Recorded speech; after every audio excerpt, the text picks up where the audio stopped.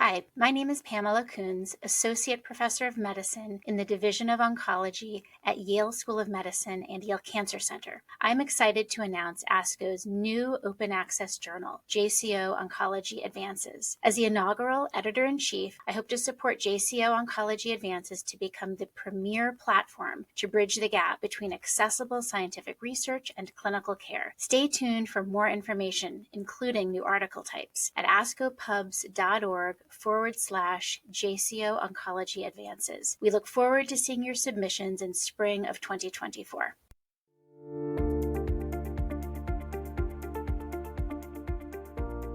Disclosures for this podcast are listed in the podcast page.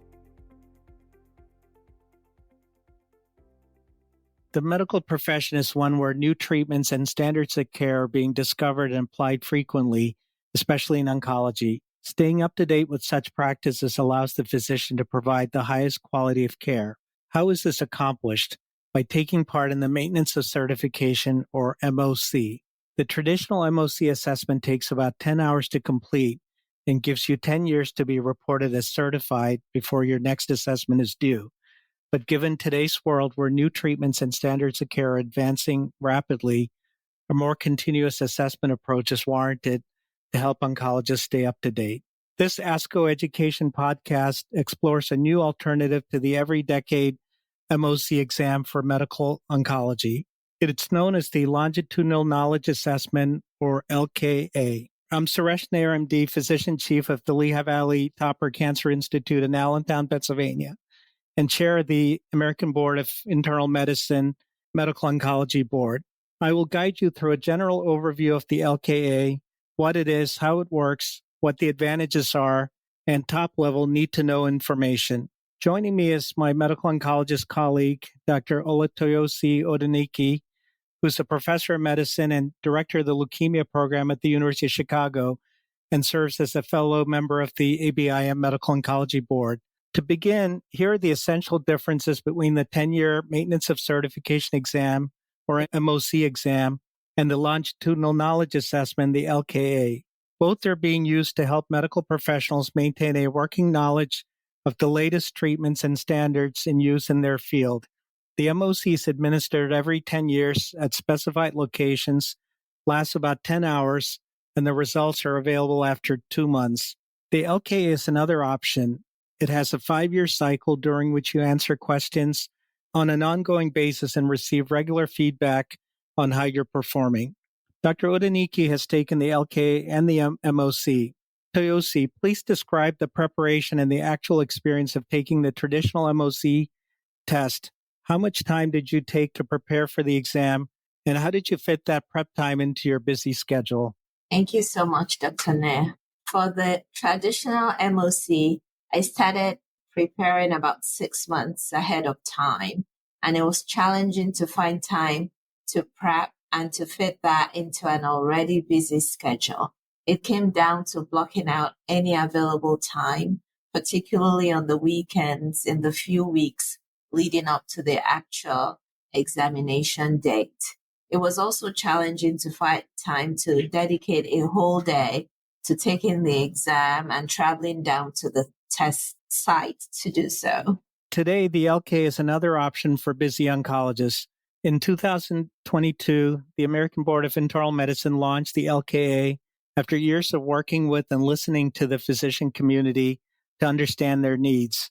As long as you're meeting the LKA participation requirement and other MOC requirements, you'll continue to be publicly reported as certified for your entire 5-year LKA cycle. The LKA is designed to provide greater flexibility, more convenience, and more immediate feedback, helping physicians stay current. Dr. Odenike, what has been your experience so far with the LKA?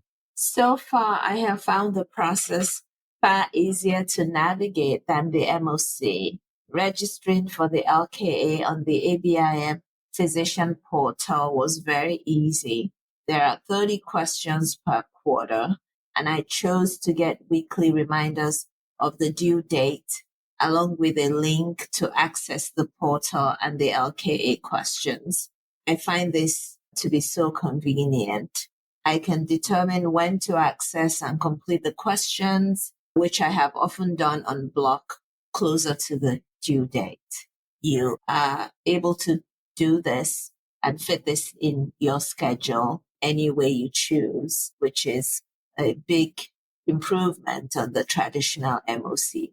Is the LK a big time commitment for you? 30 questions per quarter seems like a lot. How does it compare to the traditional 10-year model?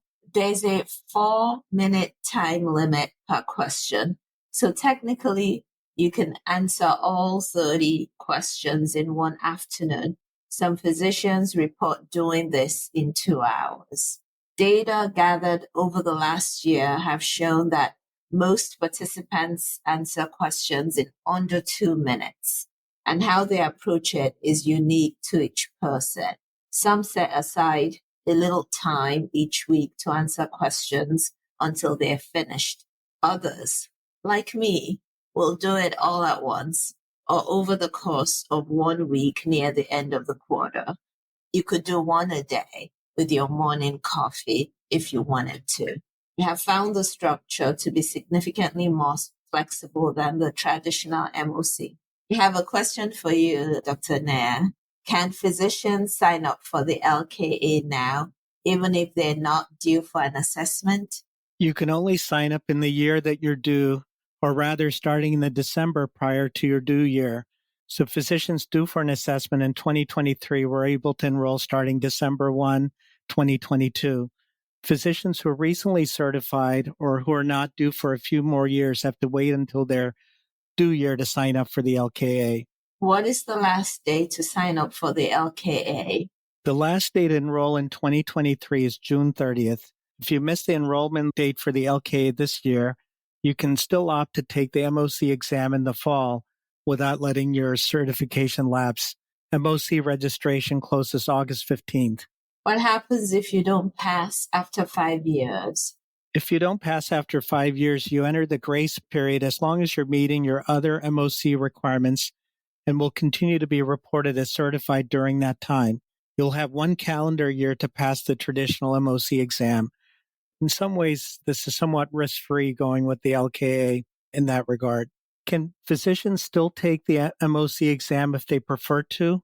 The MOC exam is still available in spring and fall each year for most certificates, including Med-Onc and hematology. The LKA is just another option. Many physicians prefer to take the traditional exam, or if they're certified in multiple specialties, they use both the exam and the LKA to balance their time and areas of expertise better. Some physicians take the LKA in hematology and or medical oncology while using the exam to remain certified in internal medicine, for instance, or vice versa. I have a question for you, Dr. Nair. Who is eligible to take the LKA? How can physicians know if they're eligible? LKA is offered in 15 specialty areas. All board-certified physicians in their assessment due year, except those in a grace period, are eligible. All physicians certified before 1990, all physicians with a lapsed certification. In fact, I had trained in both hematology and oncology 30 years ago, and I practiced medical oncology at 2 academic community hospital systems.